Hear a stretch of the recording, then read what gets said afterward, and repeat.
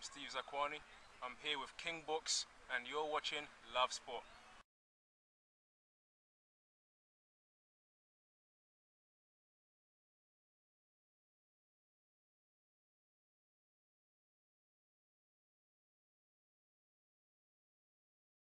So do you think because they keep they focus too much on the physical attributes of the players instead of the technical sides, do you think that will continue to affect the top teams, i.e. The national team, the English team? Because obviously we always see it. I mean, when they're qualifying for World Cups and European Championships, they always sail through the groups. But when they get to the actual tournaments, the World Cup, the finals, they kind of tend to struggle against the better technical teams, the Spains, the Brazils, the Portugals. So you think it's down to it comes from the grassroots because they do not let kids express themselves. The way they educate, and I mean, there's good players. I mean, I'm English, I'm eligible, and I shouldn't be anywhere near the national team. There's better players than me, 100%. But as a professional, I can watch it. Someone like Welbeck, great player.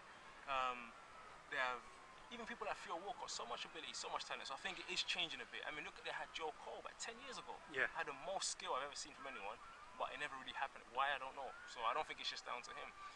Look at Germany. Germany used to be known as a physical, strong, whatever team. And this last World Cup, they had Ozil, Müller, Klose, Schweinsteiger, Podolski, and everyone was young. They were athletic, they were fast, because they changed the culture of the team.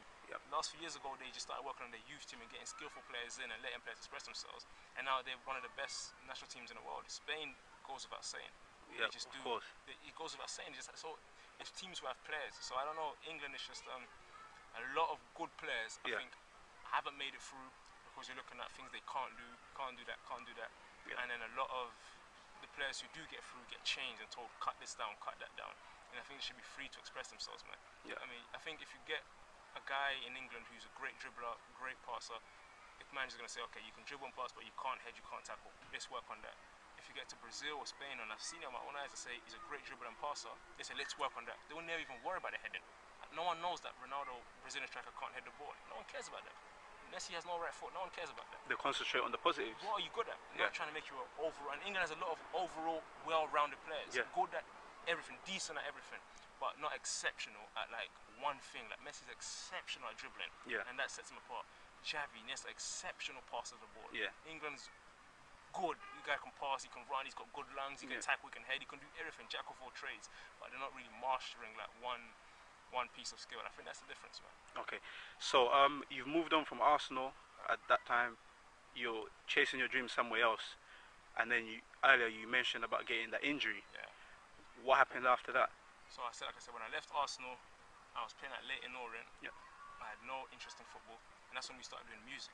I started doing music with some boys from my neighborhood, and we used to MC. We used to go around MC and doing grime, garage, whatever you want to call it. We used to do it just for fun from friends in Downs Green, Wood Green area.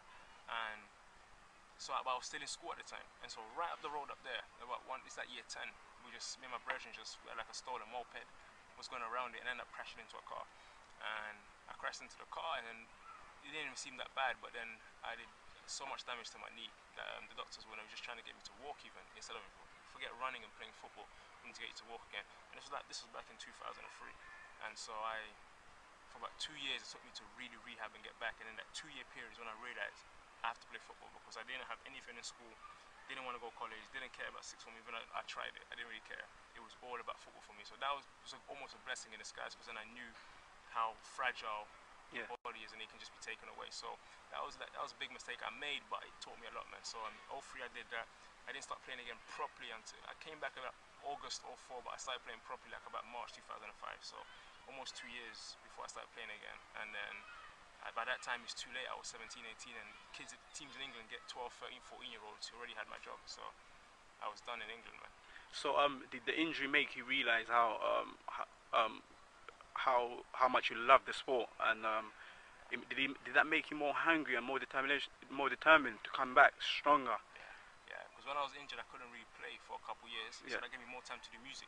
And we used to go on radio on Mystic every Monday. We used to go on 6 to 8, Mystic 981. We did it. We got even a set on Heat FM. So I used to do music just for fun. And then these were with my brothers, my boys. But even in that, I missed football. I couldn't play and I missed it. So I knew I loved it more. So yeah, I became determined, man. I said, I'm gonna I have to come back and get fit and play football. And I didn't really have money to get a proper rehabilitation program going and get some physical therapy. I didn't have money to do that, so I had to do it myself. So I actually started playing football again just in the park with my friends. Yeah. So I used to go down Northwest and play football. Did that for a couple years, and then eventually ended up in America and then ended up in Major League Soccer. And that's history. But sorry, I was about to come to that. yeah. How did that move happen from here to America? So there's a guy called Abby. I have a lot of respect for him. He was helping a lot of us. He was basically all the kids who were like 16, 17, 18 who come from Charlton, from Fulham, from Arsenal. Yeah. And he thought these guys are good. Yeah. He used to hold training for us and then video clip our games and send them out to teams around Europe and stuff. Yeah. And then he eventually started sending them to American universities as well, because you can get soccer scholarships over there and actually play football full time and make it into Major League Soccer. That was the idea. But I didn't care about that. So I actually went to AZ Alkmaar. I tried there. I went to Real Valladolid. Yeah. I went to Wigan. Yeah. I went to Queen's Park Rangers. Yeah. Went to a team in Holland called FC Topos. Yeah. That's at least 5 I can remember. Just trying, and none of them worked. None of them worked for one reason or another. It just didn't work out. Yeah. And so I'm thinking this is getting long. And so eventually the best offer I got was from a university in America. Yeah. In Ohio. And I'm like, I have no idea what's going on here, but what did they offer you? What did they offer you? It's called a full scholarship. So you play football full time. Yeah. And you study full time. Yeah. And you actually have to study, because if you study, if your grades drop, you don't play. Okay. And so I knew that's going to keep me on track. Like when I was in secondary school, the grades didn't matter. I didn't care about that. I'll just leave school, have a bad day, whatever, and I'll go and train for Arsenal, do my dream. But here, they were affecting each other, so I had to make sure I did that. So for me, and then I asked the coach over it. I said, look, what's the chance of me getting to Major League Soccer? Yeah. And they gave me a list of players he's personally helped to get to the league. I wanted to play professional. I didn't care about college, really, university. Yeah. So I ended up taking it, and it was good for my family. They care about education. I care about football. So it balanced and worked out perfect, man. So I ended up going there in about January 07. I ended up in America. I just left home. Yeah. It was everything. I didn't visit the country. Didn't know where I was going. I just got on a plane and left, man. And I had just a dream of playing pro. That's what I left home with. So.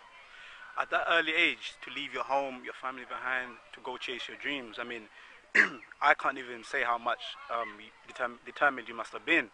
I mean, other people wouldn't do it, but you were so focused and you wanted to make it happen, and I guess it did happen. So where did that lead you up to now? I mean, at 18, I left home, and I think it's not even just left home, left the country. I've been to Ohio, from London to Ohio, man. Like, I don't know anyone over there. And landed on the campus, and all of a sudden, the guy who used to hate education and hate school, I'm taking statistics and all these kind of classes, and I'm like, I have to do well. Yeah. If I don't do well here, I can't play. And then when I got there, I knew that people don't really respect football or soccer in America. I know that. That didn't bother me. I knew that the level could be pretty high. Yep. And Penn University was fun, because my team was a really good team. We used to play good games, travel around the country. I began to get exposed to a lot. I grew up in Tottenham, went to school in Tottenham, went to primary school in Tottenham. My friends were from Wood Green, Finchley Park. I was always around this neighborhood. Yeah. And then I started to travel to Indiana, and I'm traveling to Michigan, I'm traveling to Chicago, and I'm going to New York even. And I'm like, I'm seeing a whole different world. Yeah. This big world out there. So the football part of it was good in America, and so was that. So my first year went well. I had a decent, they call it freshman year. I had a decent freshman year. Yep. In the off season, I came back here home. I went to train in Preston, and I trained in Preston. And the manager at the time was Alan Irvine, and he liked me. Alan Irvine actually liked me. And then I already made a promise to my manager that I'd go back for my second year. Yeah. And so I went back, and Preston were keeping an eye on me. I know they were keeping an eye on me. This was 08 now. Yeah.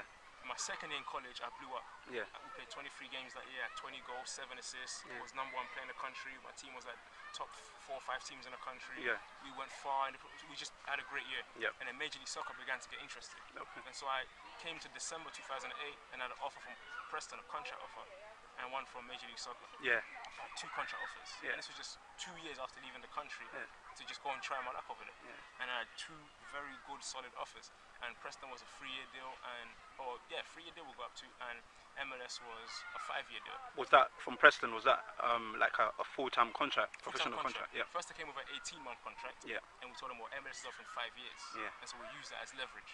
Then they said, okay, the max 3 years is enough. They Yeah. said we can't do more than that. We can't, and then they said, no, we'll give them lots of incentive, bonuses and stuff. So the Preston deal actually had a lot more growth built into it. I had a lot of growth built into it at the time initially. What kept me in America was when I got there, I actually fell in love with school. Yeah. I liked it. And the contract they gave me, because I only did 2 years of school, I still got 2 more years of school to do. The contract Major League Soccer gave me says they're actually going to pay for me to go back to school anytime I want. Yeah. I can actually finish my degree, which is important to me. So that's all that swayed me. The money, I didn't care about that. It was pretty even. the playing. I love living in America. I could play. I've been in England before, so those were equal. But just the idea that I can play pro and knowing that if I ever want to go back to school, they've got it covered by the contract. That's what swayed me. And so I ended up signing a contract with Major League Soccer and an endorsement contract with Adidas, and then never looked back, man.